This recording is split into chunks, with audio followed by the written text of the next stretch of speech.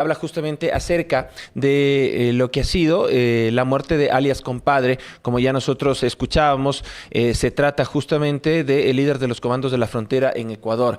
Además, hacía referencia a esta posible filtración de información en donde uno se pregunta, entre otras, qué está pasando con inteligencia y la contrainteligencia. Por eso también vamos a conversarlo con nuestro invitado, a quien le damos ya la más cordial bienvenida. Querido Orlando Pérez, gracias por estar aquí. Sabes el cariño, el aprecio, el respeto que te guardo. Periodista, escritor y, por supuesto, alguien referente en el campo de la comunicación. ¿Cuál es tu criterio acerca de los últimos sucesos, sobre todo el fin de semana en Ecuador, en donde tuvimos los 11 militares asesinados, en donde tuvimos hechos de violencia en Esmeraldas que quizás no se comunican de forma tan amplia porque parece que fuera la periferia del país o sigue siendo Esmeraldas? Nos comentaba el colega Darío Robinson de muchos hechos sangrientos, una mujer de 21 años dando a luz en plena calle en Guayaquil, falta de medicinas y bueno, todo esto en medio de, además, que mañana la Asamblea Nacional estrena su nuevo periodo. ¿Cuál es tu criterio? Bienvenido. Gracias, Edu. Un placer también. Un feliz cumpleaños atrasadito. Así que estamos de que estás. A ver, el tema de lo ocurrido, o sea, lo ocurrido, más bien dicho, en la Amazonía ecuatoriana, con el lamentable fallecimiento, asesinato de 11 militares, otros cuantos más heridos y la situación en general que ocurre en el país. Primero, que no es nueva. Lo duro y doloroso es que sean tantos, porque ya el año pasado ocurrieron otros acontecimientos. Hay investigaciones solventes que han dado seguimiento a toda la violencia que genera la minería ilegal y sobre todo el comportamiento de las Fuerzas Armadas, la Policía Nacional alrededor de este tema. No te olvides que además hay denuncias de corrupción en cuanto a que, por ejemplo, material incautado, oro, etcétera, no necesariamente se incauta, sino que se queda en manos de policías y militares y se reparten, y a veces lo que llega a la fiscalía, a los juicios, son apenas del 20% o menos de la mitad. Entonces, una situación bastante compleja, delicada, que creo que no se ha asumido con responsabilidad. Es un tema que tiene características muy diferentes a los que estamos viendo cuando se expresan autoridades como el ministro de Defensa, el comandante de la Policía, el ministro del Interior. Es decir, estamos aplicando estrategias y utilizando métodos que están para otras condiciones, y creo que no se ha entendido a cabalidad cuál es el rol efectivo de las Fuerzas Armadas en esta lucha dentro de un conflicto armado interno. Ahora, ¿por qué no se lo ha tratado con eficiencia? ¿Por qué no se lo ha tratado con seriedad? ¿O por qué quizás lo hemos visto tan lejano cuando este es un problema que no es nuevo? Primero, porque estábamos inmersos en un proceso electoral. Y el proceso electoral no arrancó en enero de este año. El proceso electoral arrancó el 23 de noviembre del 2023. No te olvides que después vino la consulta popular de abril del 2024. Donde se aprobó la extradición. Se aprobaron una serie de cosas en medio incluso de una fuerte campaña proselitista alrededor de temas que no se han abordado adecuadamente. Entonces, todo lo que se ha hecho, pero todo, absolutamente todo lo que se ha hecho, ha constituido parte de una estrategia electoral y no precisamente una estrategia de elecciones, de seguridad. Y por eso incluso algunos comandantes, algunos generales de las Fuerzas Armadas han renunciado, han dado el paso acostado a la fuerza en algunos casos, y en otros han dicho, aquí no nos van a encontrar porque estamos lamentablemente metidos en esto. Mira, yo he conversado en las últimas semanas alrededor de este tema con oficiales, algunos de ellos compañeros míos del colegio, por supuesto, que ya se han retirado y que ven con dolor y hasta con mucha decepción todo lo que está pasando alrededor del combate a la inseguridad, porque en dos niveles te diría. Primero, la operación misma que te digo no es eficiente, no hay una estrategia adecuada.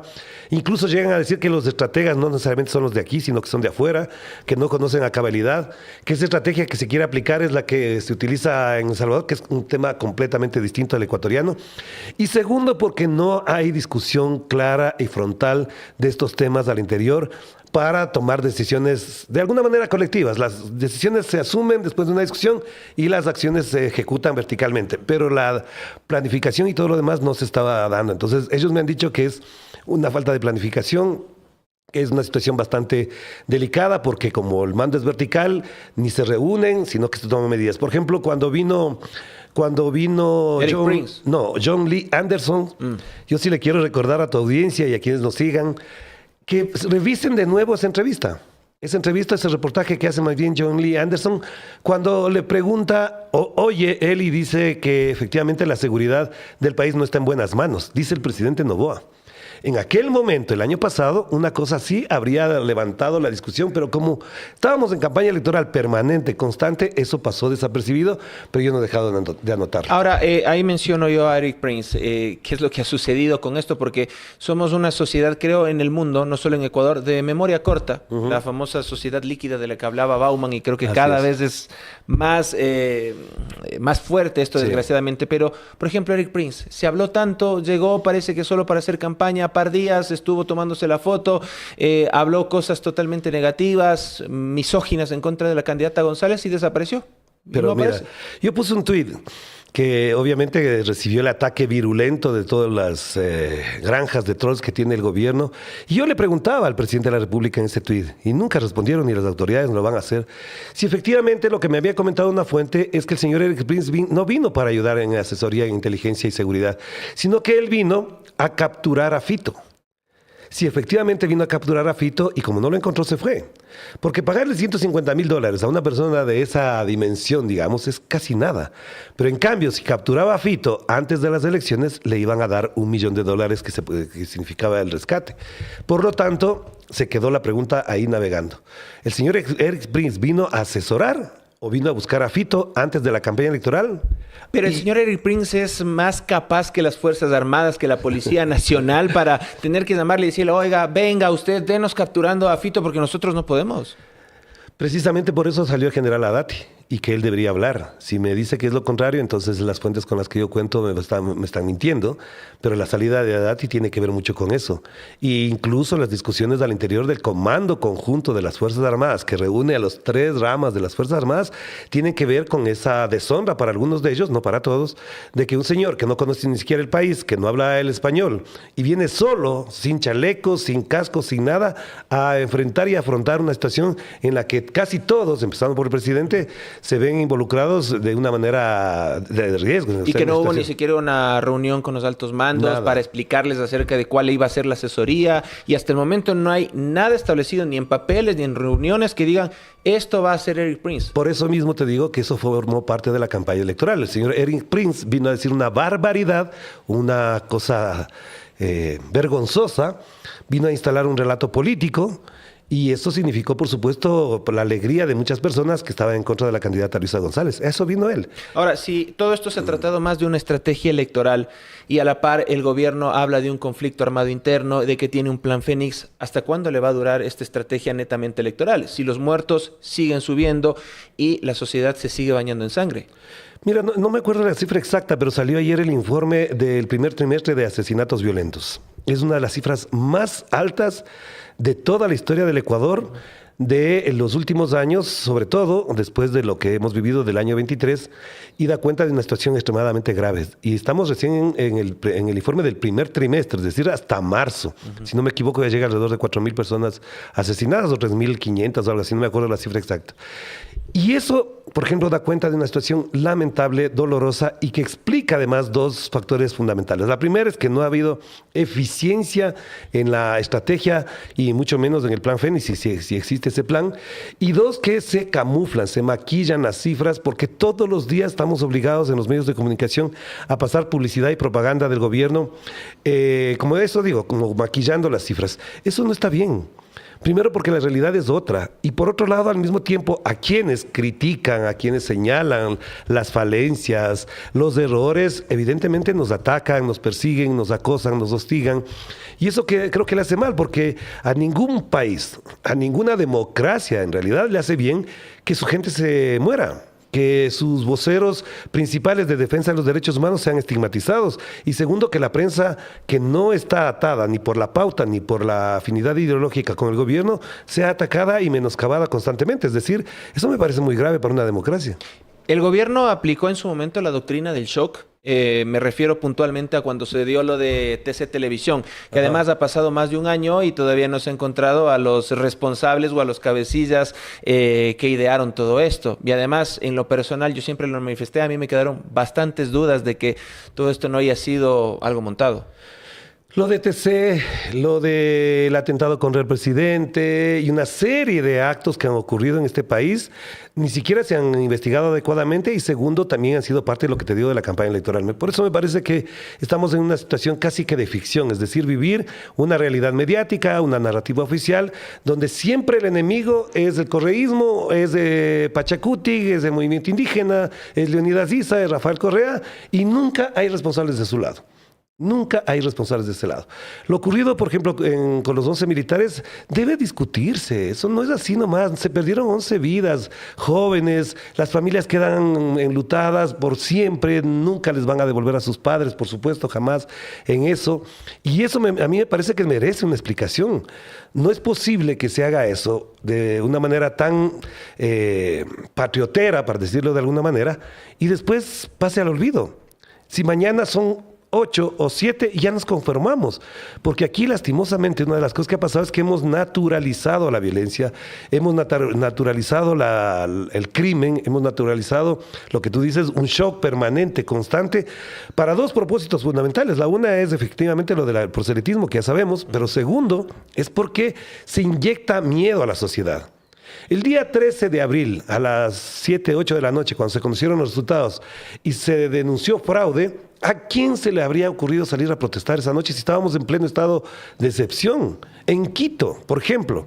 Entonces se inyecta miedo, se mete una serie de mecanismos psicológicos que hacen que la gente diga, ya, pues, ¿qué más toca? Así estamos y ya no se va a cambiar. Y esto precisamente, con esto cierro, Edu, hay un nivel de resignación muy fuerte. Yo he visitado Esmeraldas después del derrame petrolero y la gente lo que dice es como que ya no tiene sentido. Entonces hay gente que está planteando, investigadores que están diciendo que nosotros llegaríamos a lo que vivió Haití en los 90, en los inicios de este siglo, es decir, hacer el modelo Haití en el Ecuador para que la gente se resigna. Y voy a hablar en estos términos aunque duela, aunque duela. En Esmeraldas hay gente que dice que ya no importa que el agua venga con caca, lo importante es que venga agua. Porque ya ni siquiera llega agua. Si venía con petróleo, no importa, con tal que venga agua, que venga. Y eso ya pasaba en Haití. Estamos viviendo lo que denomina Yun Chulhan como la psicopolítica, es decir, este poder smart en donde justamente la gente no se da cuenta de la dominación que está ejerciendo el poder y lo que está haciendo es que se resigne a todo lo que quiera hacer. Y al mismo tiempo, que coincido con eso precisamente, cuando hay además otros factores, la otra opción es irse. Para venir acá hay que pasar por la Embajada de los Estados Unidos. No, es todos los días. Y todos los días son colas de 3 y 4 cuadras en donde la gente está buscando irse. Y ese retrato, que si lo toma cualquiera, debería ya considerarse para analizar la política que estamos viviendo en el país. Mira, yo lamentablemente creo que una de las cosas que le ha hecho mucho daño a la discusión pública, a la discusión mediática, es que se ha vuelto un asunto de farándula. El día de mañana, miércoles 14 de mayo, lo que veremos en la Asamblea no va a ser un discurso político, va a ser una pasarela, Edu. Una pasarela. Y los medios de comunicación estarán más preocupados del vestido que usen las asambleístas de ADN, con quién salen los asambleístas varones de ADN, o si el candidato a la presidencia de la Asamblea, el señor Niels Sonsen, es el más guapo y aparecerá en las portadas de los periódicos y de las revistas de farándula porque es el más guapo. Entonces, ese nivel de farandulización de la política es lo que nos tiene además sometidos para no discutir, para no pensar y sobre todo para no reflexionar y tomar decisiones pensadas. Vamos a hablar sobre el tema de la Asamblea y también sobre el tema de la banalización de la política y algo que en su momento Walter Lippmann denominaba como el rebaño desconcertado y la clase especializada. Y ahí le quiero atar con el tema de la posible constituyente y los notables. Pero antes te quiero proponer que escuchemos lo que dijo el día de ayer en este espacio Fernando Bastias acerca de los avances en cuanto a la investigación de los 4 niños de las Malvinas. Pongámosle el video porque esto es importantísimo. Nosotros habíamos establecido desde el primer día de que aquí había una responsabilidad estatal. El Estado es responsable por la muerte de los 4 niños. Pero para nosotros la primera claridad que tenemos es que no es solo un tema de responsabilidad de bandas de crimen organizado como se ha intentado posicionar por parte del gobierno. Por supuesto, no tenemos ninguna prueba para aseverar de que fueron los militares quienes los mataron, pero cada vez es más claro que esa probabilidad es cada vez más cierta. La tortura que vivieron durante todo el camino, física, psicológica, sexual. Escuchábamos los testimonios de uno de los abogados, los militares, que señalaba a uno de los subtenientes como la persona que había señalado la intención de arrojarlos a una fosa.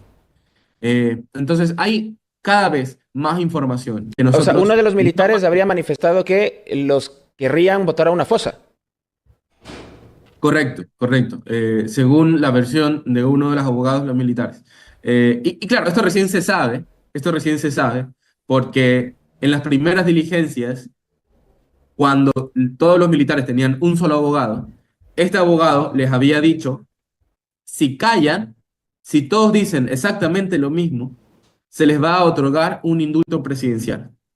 Se les ofreció un indulto presidencial a los militares para callar. Eso de testimonio de ahora de los que están colaborando con Fiscalía. Y ahí nos preguntamos, ya hay algunas cosas que hacer. Primero, que aclare el presidente. Lo que no, lo que esperamos es que diga, no, yo nunca ofrecí un indulto presidencial. Y lo segundo, por supuesto, que los militares tienen el derecho a exigir sanciones a su abogado defensor, porque les promete algo inejecutable, sobre todo ilegal. Es decir, este rato ya los militares no están cohesionados, como es evidente, por eso salen estas diferentes versiones. Y esto podría llevarnos a colegir que quizás puedan seguir saliendo más cosas incluso con el paso de los días. Correcto. Ahí la primera recomendación, y de hecho que sabemos que ya lo han ofrecido los actuales abogados de estos otros militares, que digan toda la verdad. El delito de desaparición forzada está totalmente configurado, pero hay otros que pueden agravar su situación jurídica, por ejemplo, con el tema de la tortura. O, quién sabe, se encuentre algún indicio en la investigación penal de secuestro con muerte. Ahora es el momento para decir toda la verdad. También es importante, me imagino, garantizar la vida de todos los implicados. Por supuesto, lo primero que nosotros dijimos es que ellos, al entrar en la categoría de persona privada de libertad, pasan a ser custodios del Estado y el Estado está en la obligación de protegerles.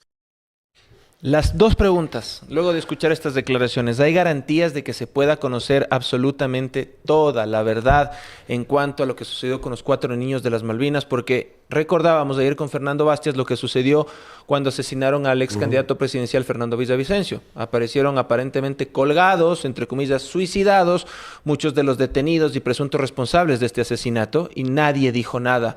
¿Hay garantías de que se sepa la verdad, de garantizar además la vida de los 16 militares? Mira, aquí entramos en otro tema que es bien complicado y yo he sido también parte víctima de este asunto, que es el uso de la justicia para la persecución política. Tú sabes, desde el año 2017 se fueron en contra mío y hubo una sentencia, e incluso te puedo contar ahora que una persona que formó parte del tribunal me lo encontré en un viaje, en un vuelo, y me dijo, esto fue armado. Él lo dijo eso. Me lo dijo personalmente. Si esa persona, después de tantos años, me confiesa con vergüenza y porque además ya no está en el país y porque sabe perfectamente cómo ocurrieron las cosas, imagínate todo lo que está pasando. Este es un caso, y digo desde el punto de vista personal. El segundo caso es de la señora Verónica Zarauz, de lo que comentó. ¿Qué se puede esperar de la señora Verónica Zarauz si no es más que resignación después de lo que han hecho con ella, que le obligaron a poner un tuit y que hasta ahora el caso no está resuelto, al que tú haces referencia? El caso de los 4 niños de las Malvinas es dolorosísimo. No es cualquier cosa, pero es incluso espeluznante, para no decir de otra manera, lo que en cambio ponen en redes sociales personas identificadas que los ven como delincuentes y que estaba muy bien asesinarlos y matarlos. Entonces, cuando uno saca un tuit, una nota con respecto a la situación de los niños, lo que están diciendo es que estamos defendiendo a los delincuentes. Entonces estos 4 niños se han instalado en esa narrativa como delincuentes. Y si tú defiendes o tú pones el tema en discusión, te tratan de defensor de los delincuentes. Por lo tanto, yo no creo en la justicia, no creo en el Tribunal Contencioso Electoral, que en unos casos sanciona con todo el rigor de la ley, en otros casos pone apenas multas. No creo en el Consejo Nacional Electoral por la cantidad de barbaridades que ha cometido en los últimos tiempos.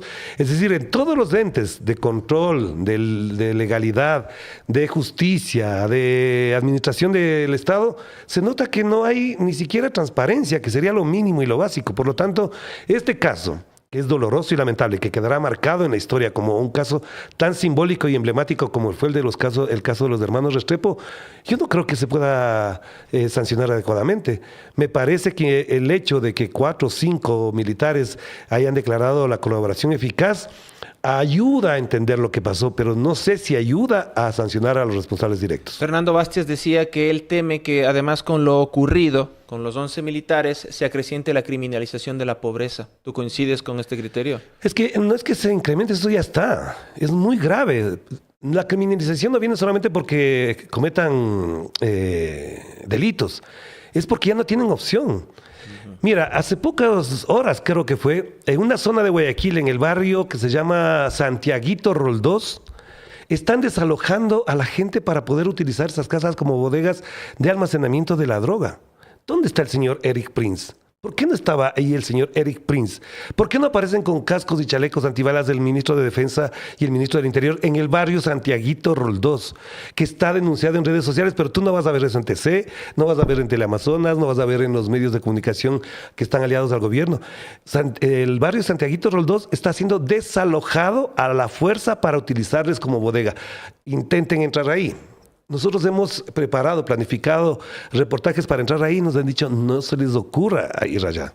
Y efectivamente cuando conversamos y tenemos contacto con la gente que está ahí, nos dicen ni se les ocurra, porque aquí les van a matar.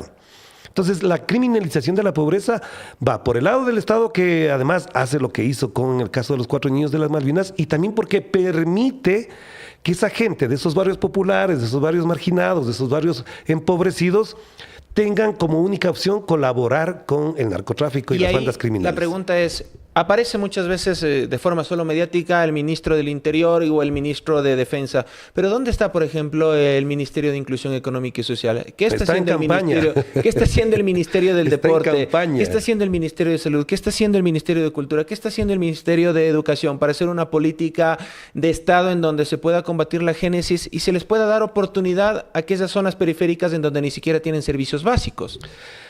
Insisto, estaba en campaña el señor ministro de Inclusión Económica de apellido Burbano, si no me equivoco, estuvo en campaña permanente.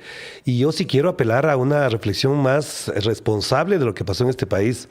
El señor ministro de Inclusión Económica, como la ministra de Salud, como la ministra de Educación, como la ministra de Cultura, el de Turismo, etcétera, etcétera, hicieron campaña permanente. Pero además esta campaña fue la más cara de la historia. Y creo yo, me puedo equivocar, pero creo que es la campaña más costosa y más cara de América Latina. 560 millones de dólares en bonos. Ya no están esos bonos ahora. Entonces, esta campaña, para ganar al candidato presidente, le costó al país 560 millones de dólares. Por lo tanto, no estamos hablando de cualquier cosa. Y podemos hablar del fraude y todo lo demás, sí, pero lo que sí quedó claro es que esta campaña es la más cara del mundo. ¿A quién se le ocurre pensar, y voy a decir con absoluta claridad, que el señor Carlos Vera, el señor Martín Pallares y cualquiera de ellos, que son altos defensores de la transparencia y de la democracia, me digan a mí cuál es la campaña desde el año 2000, cuando cayó el señor Yamil Maguad, a la presente fecha, cuál es la campaña más costosa en cuanto a bonos y demás? Esta campaña, desde diciembre, les llegaba a personas que después te puedo decir el nombre en privado, que no son pobres, les llegaba plata. 470 millones de personas, incluso académicos de la Flaxo, les llegaba la plata. Por equivocación, porque eran homónimos. Les llegó plata. Todo con el afán de ganar las elecciones. Por lo tanto, la estrategia social del combate a la inseguridad y a la pobreza se redujo a una campaña proselitista. Y no estamos tomando en cuenta además la inversión no controlada por el Consejo Nacional Electoral en redes sociales. De la publicidad y de todo lo que te llegaba por WhatsApp y todos los ataques que te llegaban por WhatsApp. Las amenazas de muerte que me llegaron 2 o 3 veces a mí, que tuve que refugiarme, que tuve que cuidar mi familia y demás. Es decir, no es solamente un ataque... ¿A ti te llegaron amenazas de muerte en medio de la campaña? Sí, claro que sí, yo la denuncié. Está denunciada a la CIDH, está denunciada a la Relatoría de la Libertad de Expresión, está denunciada a la Fiscalía, pero absolutamente nada. Y eso que te digo, la denuncia, la amenaza que llegó directamente al celular y llamadas de personas que decían, lárgate del país, porque hubo personajes en este país que pusieron mi número telefónico en redes sociales. Este señor que se hace pasar como Suero de la Verdad, que puso el teléfono, un periodista de apellido Javier Rodríguez, si no me equivoco, puso mi número celular en los tweets. Entonces me llamaban. Yo tengo registradas más de 3 llamadas a amenazarme de muerte antes de las elecciones y después de las elecciones para que me largue del país. ¿Y la justicia no ha hecho nada? Yo salí de viaje por una invitación que tenía a Madrid. ¿Y qué crees que pasó en el aeropuerto? Después de las elecciones del 13 de abril. Después de las elecciones. Después de que apareció la famosa lista de famosa lista en la que aparezco yo. ¿Qué crees que pasó? Te molestaron, me imagino. Dos agentes que supuestamente eran de la fiscalía, espero que sean de la fiscalía, además, preguntándome por qué me voy, a dónde me voy. Nunca en mi vida, y yo he salido varias veces de este país, he entrado y salido constantemente por cuestiones de trabajo, nunca en mi vida me habían revisado el pasaporte, el boarding pass, preguntándome si voy a regresar, si efectivamente voy con plata o voy sin plata. Lo mismo que hicieron con Diego Borja, lo mismo que hicieron con Daniel Iboscus, lo mismo que creo que han hecho con Andrés Arauz, lo que han hecho con Virgilio Hernández, con Verónica Arias, si no me equivoco. Es decir, ¿cuál es ese afán? Entonces, la estrategia no solamente es no hacer lo que les corresponde hacer como Estado, sino que también lo que hacen es atacar, amenazar, hostigar. Por eso te decía desde el principio, este es un nivel de hostigamiento y de persecución silenciosa que además se justifica porque hay una narrativa en ciertos medios, como los que he mencionado, Vera, Roberto Aguilar y demás, que creen que hay que anular, aniquilar y desaparecer al correísmo. ¿Cómo podemos salir de esta cultura del silenciamiento que tratan de imponer desde el poder, de esta cultura del miedo, si está prácticamente cooptado todo el poder del Estado en una persona? No es difícil, pero cuesta mucho trabajo. A mí me parece que una de las cosas más grandes y los retos más grandes que hemos tenido los periodistas toda la vida, obviamente, es no traicionarnos, no traicionar a nuestras audiencias. Y una de las cosas fundamentales es contar la verdad, pese a quien le pese. Porque aquí han pasado cosas muy graves y algunos se callan, otros tergiversan y otros distorsionan. Los señores de la Radio Centro de Guayaquil, los de TC, distorsionan la realidad. El señor Rafael Cuesta hablando de viajes al futuro. Yo le quiero ver la próxima elección, a ver si habla del viaje al pasado, de los últimos meses, a ver si habla de eso.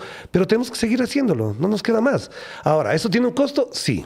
Tiene un costo porque te hostigan, te fastidian, te meten juicios, tienes que gastar plata en los juicios, la Contraloría llega a determinadas instituciones del Estado a investigar. Es decir, es un sistema, es un régimen más que un sistema, es un régimen de terror que se ha instalado en este país y que obviamente por el único motivo que se justifica es porque eres aliado, eres correísta o eres cercano o porque has trabajado para el correísmo. Imagínate que hay, lo voy a decir y además qué bueno que lo digas, hay 3 o 4 personas que son parientes míos, que vienen trabajando en el Estado hace 30 años, ya están algunos por jubilarse, creo, que les pidieron que se vayan. ¿Les están persiguiendo? Les dicen que se vayan, que se tienen que ir. Una de ellas trabaja en la presidencia hace más de 30 años, ya se fue. Prefiere irse porque sabe perfectamente que le van a montar cualquier cosa, le pueden poner un gramo de droga en el escritorio, le pueden poner un papel forjado y ya se fue. Y otras 2 o 3 más que trabajan en instituciones que están pensando en jubilarse, adelantar la jubilación porque dicen no se puede. ¿Todo por qué? Porque son parientes de Orlando Pérez.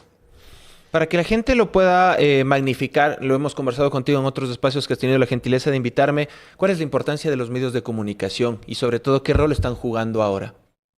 Mira, siempre han sido importantes, pero ahora más que nunca la política pasa por los medios son políticos en todo el sentido de la palabra y buena parte de lo que discutimos y vemos y tomamos decisiones es en función de lo que vemos y también consumimos a través de los medios de comunicación. Me parece que hemos llegado a un nivel de saturación ya, hay gente que ya no ve la televisión, que ya no ve absolutamente nada y prefiere desintoxicarse, que es una de las tareas que están trabajando algunos, incluso académicos ya, en la desintoxicación de la información, porque la otra es la infoxicación. Claro. Y por lo tanto, esa desintoxicación lo que puede hacer es apartarte de la vida social, democrática, política que uno tiene que tener en una sociedad cualquiera. Y eso me parece lamentable porque ahora quisiera ver todo lo que hicieron los medios de comunicación que supuestamente fiscalizaban a los medios públicos en la época del correísmo. Ya ni qué hablar de Fundamedios, que como se quedó sin plata, de la USAID ya desapareció. Pero también están los Lupa Media, que a veces en algunos casos actúan bien, en otros prefieren no hacer el registro y el control adecuado del fact-checking que ellos hacen. Me parece que la única tarea nuestra es hacer periodismo y mejor periodismo cada día, es decir, hacerlo de mejor manera con el costo de que te puedan perseguir, sí, pero también por otro lado, que te pueda aumentar tu audiencia. Y si nos vamos por esta desintoxicación de la información de la que tú hablabas para combatir la infoxicación, pero por el otro lado caemos en una apatía política, estaríamos cayendo en que, por ejemplo, estos relatos de que se debe llamar a una constituyente solo con notables porque la gente es boba, la gente no sabe elegir y vamos a evitarle que gastemos dinero y les vamos a dar haciendo las cosas, se puedan cristalizar. Mira, hicieron una campaña horrible contra la ley de comunicación en su momento y ya sabemos de dónde terminó. La ley de comunicación está ahí, nadie la aplica, nadie la usa porque efectivamente está estigmatizada. Lo de la constituyente, dicen que con el triunfo de Daniel Noboa con el 55% es más que suficiente para avalar políticamente eso. Cuando Correa llamó a la constituyente había ganado más o menos con lo mismo. Hizo 3 procesos electorales con la popularidad Además que lo tenía. dice un ex juez de la Corte Constitucional, que estuvo hace, ¿qué? 2 meses o un poco menos incluso. Exacto. Correa en el año 2007 hizo primero una consulta para llamar a una constituyente a ver si aprobaba al pueblo ecuatoriano el llamado a una consulta, si no me equivoco fue en abril de 2007 y la ganó. Se hizo una consulta para elegir a los constituyentes y la ganó. Y hizo una consulta para aprobar la constitución y la ganó. Es decir, con toda la popularidad que en su momento tenía, pasó por 3 filtros. Y los 3 filtros tuvieron presencia, participación y campaña de los sectores en aquel momento que los lideraba el Partido Social Cristiano sobre todo. Y no te olvides que para llegar a esa constituyente participó el señor Álvaro Noboa y la señora Anabel Asín. Llegaron a la Asamblea Constituyente, a la cual no iban además. Faltaban, no iban. Y creo que va a pasar lo mismo con Anabel Asín ahora, ojalá me equivoque. No iban. No les importa, lo importante era eso. Y en la campaña electoral para aprobar la Constitución del 2008, la Constitución de Montecristi, se metieron un montón de plata. Hicieron una campaña horrorosa y no te olvides que ahí decían que se les van a quitar los cuartos, que les van a quitar la casa, que si tienes 2 carros te van a quitar el uno, si tienes 2 caballos te van a quitar el uno. Hicieron una campaña horrorosa y han pasado desde el año 2008 al 2025 y nada de eso ha ocurrido con la Constitución de Montecristi. Dicen que la Constitución de Montecristi es la culpable de la inseguridad. Que nos prueben qué artículo de la Constitución promueve la inseguridad. Claro, vendrán los Ramiro García y demás a tratar de decir que no, que se desprenden de ahí las leyes. Pues modifiquen las leyes. Pero la Constituyente, a mí me huele que más bien fue un caballo de batalla para aglutinar al anticorreísmo que estaba en contra de Noboa. Porque hubo un sector del anticorreísmo que no estuvo con Noboa y que creo que no está con Noboa, pero que prefieren votar por él, tapándose la nariz incluso por odio. Por odio, exactamente. Pero que en su momento dijeron, si Noboa está planteándose con la popularidad que tiene una constituyente y acabar con la Constitución de Montecristi, pues apoyémoslo. Resulta que ahora han pasado más de 15 días de las elecciones y veo diluirse la posibilidad porque saben perfectamente que eso no es posible. Sería no solamente antidemocrático, anticonstitucional, sino sería demasiado autoritario. ¿Confías en la Corte Constitucional? Ya emitió un pronunciamiento recientemente, pero ¿confías en la Corte? Es que todo puede pasar, lo que te decía del CNE, del TCE, de la Fiscalía, también incluye la Corte Constitucional que ha tenido unos fallos horrorosos, por ejemplo, con el tema de la licencia del presidente. Fue ambiguo totalmente. Con el problema que han tenido con la vicepresidenta Verónica... Lo de los celulares también. La Verónica Abad, con los celulares. Es decir, la Corte Constitucional se ha manejado incluso en función de los tiempos y de los intereses políticos. Y no ha sido frontal y no ha sido contundente en función de lo que dice la propia Constitución. Por lo tanto, a mí me parece que si dicen eso ahora, mañana pueden desdecirse. Y pasado pueden decir que incluso una constituyente no hace falta, sino que solamente sea la Asamblea, porque ya tienen una mayoría ahí, supuestamente, ya veremos mañana, que ya con eso es suficiente para cambiar la Constitución. Entonces podrán cambiar. Ahora, el objetivo de la constituyente está absolutamente claro. No solamente es desmontar la Constitución de Montecristi, que ya eso lo han hecho de un montón de maneras. Desde Moreno para acá se ha desmontado a través de decretos, resoluciones, leyes, etcétera, etcétera. Se han ido desmontando.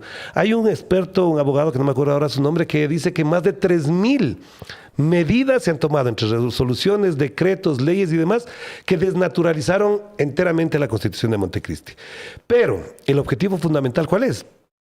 Imponer un régimen del que estamos hablando, desmontar todo lo que significan derechos, lo que significan sectores estratégicos y sobre todo soberanía para este país. Ahora, van por la alcaldía, ¿crees tú, de Quito y la alcaldía de Guayaquil? Además, el señor Guarderas, que apareció casualmente en las últimas horas tratando ya de denunciar al alcalde Aquiles Álvarez, y parece que solo ve algunas cosas específicas, pero no ve cuando otras autoridades hacían campaña abiertamente por el presidente Daniel Noboa. ¿Van por el alcalde de Quito, Pavel Muñoz? ¿Van por el alcalde Aquiles Álvarez? Mira, sí es cierto lo que me cuentan incluso personas allegadas al gobierno, que trabajan directamente en el gobierno y que de alguna manera tienen información. Sí es cierto lo que me han dicho, obviamente van por Pavel Muñoz y no habrá modo de evitar su caída. ¿Qué han dicho estas personas? Que si les faltan firmas para la recolección que es necesaria para eso, pondrán firmas. Que si les hacen falta votos en la hora de la votación, pondrán votos. Eso han dicho. Y la persona que lo ha dicho sabe perfectamente quién es. Yo te puedo contar después quién es. Pero efectivamente esa persona, si nos está viendo, sabe perfectamente a qué me refiero. Esa persona dijo así: si nos faltan firmas, las vamos a poner. Si nos faltan votos, las vamos... pero no va a quedar en el cargo Pavel Muñoz. Así que si ese es el objetivo, pues adelante. Lo que sí me parece delicado, injusto y además imprudente para lo que está viviendo esta ciudad es que volvamos a tener otros guarderas, otras personas instaladas en el municipio para resolver problemas absolutamente privados, particulares, que han enriquecido a determinados sectores de esta ciudad, de Quito, que les han enriquecido con contratos millonarios. ¿Y por qué están en contra? Porque, por ejemplo, Pavel Muñoz no les dejó los contratos que tenían ya listos para meter en el metro. En toda la cadena de negocios que involucra el metro, ya estaban casi que adjudicados los contratos para estos sectores. ¿Cuánto perdería la ciudad si nuevamente nos quedamos sin alcalde al tercer año? Porque para que todo este proceso se dé, le quedaría más o menos 1 año y medio o un poquito menos a una concejala que podría asumir, si es que esto llega a buen término, entre comillas, el tema de la revocatoria. Yo creo que lo que pierde la ciudad es algo que lo perdió después de Augusto Barrera. Augusto Barrera dejó diseñada la ciudad de una manera bastante inteligente, muy bien estructurada. Él creo que ha sido hasta ahora el mejor estratega para la ciudad. Dejó instalado procesos y planes y proyectos muy... El otro día reconoció aquí que lo que le falló es la comunicación. Ya, pero ese es un tema que, Sí, que lo hemos él conversado con hacía él una también. autocrítica Sí. y él dijo: a mí me falló la Sí. comunicación y hacía y se reía un poco, incluso hasta el Twitter, dijo, por haber negado las redes sociales. Exactamente, pero después de eso vino el señor Rodas, que fue un desastre para esta ciudad, fue un desastre completo para esta ciudad. Con Yunda podemos tener incluso hasta contradicciones, podemos tener hasta polémicas, yo lo aprecio como amigo, por supuesto, pero no le dejaron tampoco hacer absolutamente nada. Después vino el señor Guarderas, que es otro desastre completo para esta ciudad. Que si vienen aupados por los guarderas y demás personas de esa naturaleza, lo que va a pasar es que todo lo que ha avanzado y todo lo que ha hecho muy eficientemente Pavel Muñoz en este momento, creo que se destruiría, se acabaría. Mira, el señor Augusto Barrera dejó el plan de la repavimentación. Recién se está complementando ahora. Recién ahora. La empezó Yunda, no le dejaron terminar. Vino Guarderas, no hizo absolutamente nada. Quizás 2 o 3 callecitas por ahí. Y Pavel Muñoz ha tenido un plan bien agresivo de la repavimentación de Quito, que por ejemplo da orgullo venir desde el norte de la ciudad, ir por la Galo Plaza para entrar al Labrador. Después de 25 años. 25 años tuvieron que pasar para eso.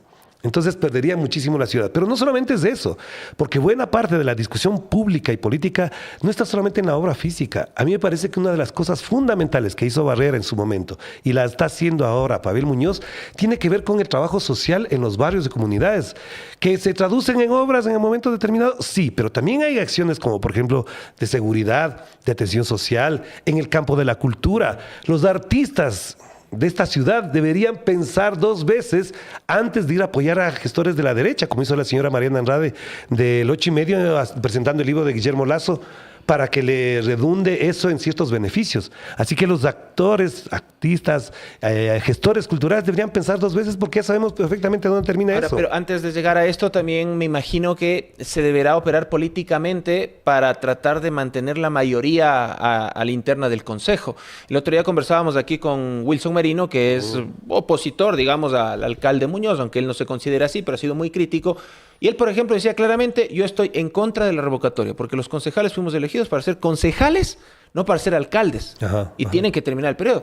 Pero habrá que ver primero cómo está la mayoría, si es que mantiene todavía una mayoría el alcalde Muñoz o si es que finalmente ya hubo algunos virajes, porque han habido concejales, me reservo obviamente los nombres, me han pedido eso, que les están ofreciendo embajadas, les están ofreciendo contratos, les están ofreciendo puestos para familias con tal de que se viren justamente y nombren a una vicealcaldesa afín al gobierno. Mira, yo no quiero entrar en detalle en eso porque todavía está por verse eso de las mayorías, pero lo que sí te podría decir, y a propósito de que mañana se instala la asamblea y de que hay concejales de esa naturaleza, ¿sí?, que además están mostrando su verdadero rostro, yo te diría que aquí hay una crisis de representatividad también. El sistema de representación está en crisis. No puede ser posible que 9 asambleístas elegidos por un movimiento político de izquierda ahora pacten con la derecha. No es posible que concejales que llegaron apoyando a Pavel Muñoz ahora se viren para sacarlo del puesto y que negocien con el gobierno o sus delegados, como sea que se llamen ellos, para salir. Aquí hay un problema de representación, una crisis de representación, porque cuando se propuso la ley del transfugismo, ¿quién la vetó? Daniel Noboa. Si somos democráticos y efectivamente queremos eliminar la corrupción política, una de las primeras leyes que él debió haber asumido es la de calificar y apoyar la ley de transfugismo político. Y uno de los que se opuso fervientemente fue el asambleísta Chamba, que era de Construye, muy crítico con el señor Daniel Noboa. Cierto que es y que así. después acá nos fue abandonando por hacerle preguntas nada más. Así es. Cierto, ahora que lo recuerdas también está ahí. Pero entonces la crisis de representación es una de las discusiones que deberíamos tener en este país. ¿Cómo es posible que una persona que llega apoyada por un movimiento político y en algunos casos ni siquiera gana la curul por sí mismo, sino por el movimiento político? Porque yo creo, estoy convencido que hay algunos legisladores de ADN, como también de la Revolución Ciudadana, que llegan no porque la gente les apoya, sino que apoyan a la lista. Y en ADN hay un montón. Hay una asambleísta de Construye que ahora está con ADN. Ella era de Construye, era una ex colega nuestra además, que está ahora en ADN. ¿Cómo se pasó de un día para otro al movimiento que si la memoria no me falla, estuvo en su momento también en el gobierno de la Revolución Ciudadana? Fue periodista de los medios públicos, si no me equivoco. Creo que fue periodista de los medios públicos. Pero bueno, ahí. Esas personas no deberían estar en la curul. No deberían estar en la concejalía. Esas personas deben irse incluso con vergüenza. Es decir, yo no puedo estar en esta organización política, no puedo estar en esta curul, no puedo estar en este lado de las bancadas porque ya no me siento, entonces por lo tanto me voy y dejo al otro. Por eso hay un alterno. Pero el que vetó la ley se llama Daniel Noboa Asín. Por lo tanto, aupó indirectamente un acto de corrupción que es el transfugismo, que además no es que tú vas a ver la plata con el hombre del maletín como se decía antiguamente. Eso ya tiene otros mecanismos. Hay otras formas de cooptar el poder y muchas personas, como pasa por ejemplo con gente del Tribunal Contencioso Electoral, con gente del Consejo Nacional Electoral, que tiene parientes muy bien instalados en otros lados. Y la otra parte, que eso sí es más complicado de comprobar, es que efectivamente hay transferencias directas. Entonces, cuando ya la gente... Y mira, es chistoso porque haciendo consultas para ver cómo va a quedar las mayorías en la Asamblea, un asambleísta decía, es que no ofrecen tanto. O sea, así de directo. Claro, así me dice, es que no me he ofrecido tanto como para decidirme, para cambiarme. Entonces le digo, ¿cuánto será tanto? Me dice, lo suficiente como para pasar el resto de los 4 años en paz. Entonces le digo, ¿pero se da cuenta de lo que me está diciendo? Y me dice, sí, pero no le voy a decir públicamente. Y ya, está bien. Entonces, claro, dicen, no me ofrecieron suficiente, no me ofrecieron tanto. ¿Cuánto es tanto?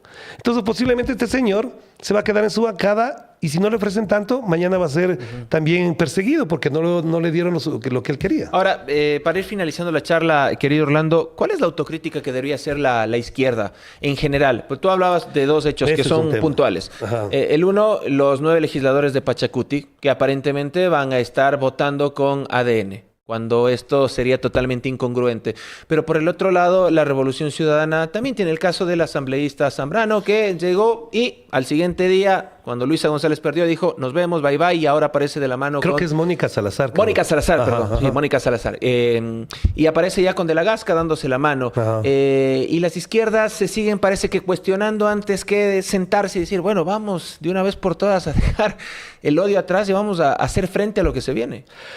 A ver, este tema de la izquierda a mí me apasiona porque leo muchísimo, leo lo que está pasando en otros procesos políticos de América Latina, lo que está pasando en México, lo que ha pasado en Argentina, lo que está pasando en Chile, en Bolivia.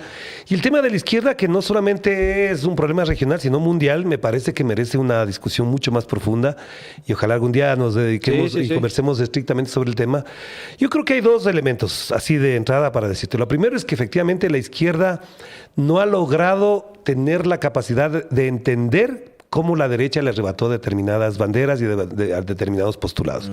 Me parece que ahí hay un elemento clave, fundamental, estratégico, derechos que creo laborales, claro, cosas que eran bandera de la izquierda. Incluso el propio... La libertad, exacto, que se apoderó la derecha. Mira, se celebraron hace poquito los 80 años de la victoria rusa y parecería que la gente de menor edad que tú, que yo, cree que la Segunda Guerra Mundial la ganó Estados Unidos y se olvidan que todo lo que puso Rusia. Eso es un problema de memoria también. Y lo segundo, yo sí creo que aquí hay un debate mundial y ahí sí quiero apelar a lo ocurrido con la designación del nuevo Papa, porque me parece que la doctrina social de la Iglesia no está entendida tampoco en la izquierda. Y quien sí la instituyó como su forma de ser en su momento y por eso tuvo el nivel de impacto político, popularidad, fue Rafael Correa. A mí me parece que en la izquierda, que no es atea, que no es marxista, creo que se les olvidó ese gran detalle que es la modestia, la humildad, el vivir con lo justo y lo necesario. Y en algunos casos, del caso Pachacuti, el propio Leonidas Díaz lo dijo, ya cuando llegan a un cierto nivel quieren tener mucho más. Estos asambleístas que están pidiendo más y más, ¿para qué están pidiendo más y más? No es para mejorar la calidad de vida de sus comunidades, no es para dotarle de agua potable, para reducir la desnutrición infantil crónica que se vive en Chimborazo, en Cotopaxi, en Tungurahua, en Bolívar, en la Amazonía, sino para vivir mejor ellos. Y si ese sector que se llama de izquierda en Pachacuti, que está en esa línea, evidentemente perdieron la noción de lo que significa ser de izquierda. Y yo ahí sí apelo a lo que dice y dijo en su momento Francisco, que es muy interesante escucharle a Francisco en algunas entrevistas que son muy interesantes a propósito de eso, y no por eso le podemos calificar de izquierda, sino que aquí el consumismo y el capitalismo ha arrasado con todo, incluso con ciertos sectores y actores de la izquierda ecuatoriana. El diablo entra por el bolsillo, más o menos. Exactamente. Y no me acuerdo quién decía que uno piensa según dónde pone los pies. No me acuerdo si fue Pablo Freire o no, fue Frei Beto. Frei Beto fue el que dijo eso, que uno piensa según dónde pone los pies. Y eso me parece que es muy importante en el debate. Ahora, esto estamos hablando de incluso de condiciones subjetivas, de condiciones materiales, pero también me parece que el debate más profundo, y por esto te digo que esto merece un programa más largo, solamente este tema de la izquierda, pasa por las narrativas que tenemos alrededor de ciertos temas que están ocurriendo en el país, en el Ecuador y en el mundo. Por ejemplo, ¿qué es la democracia? ¿Qué es la democracia para la izquierda? ¿Qué es la democracia para la derecha? ¿Cómo una señora Centeno entiende la democracia militante de ADN? ¿Cómo entiende el señor Esteban Torres la democracia? ¿Qué es para ellos la democracia? ¿No es acaso el respeto a las instituciones y a las leyes? Pero comprender también que la gente se siente quizás desilusionada de la democracia porque dice, no me ha solucionado los problemas y entonces válido, preferible que venga un régimen dictatorial, fuerte, autocrático, no me importa. Pero también la otra parte, por eso te decía, ¿qué es la democracia? Pero segundo, que hay un elemento subjetivo y hasta epistemológico, para llamarlo de alguna manera rimbombante, de cómo entendemos la solución de los problemas.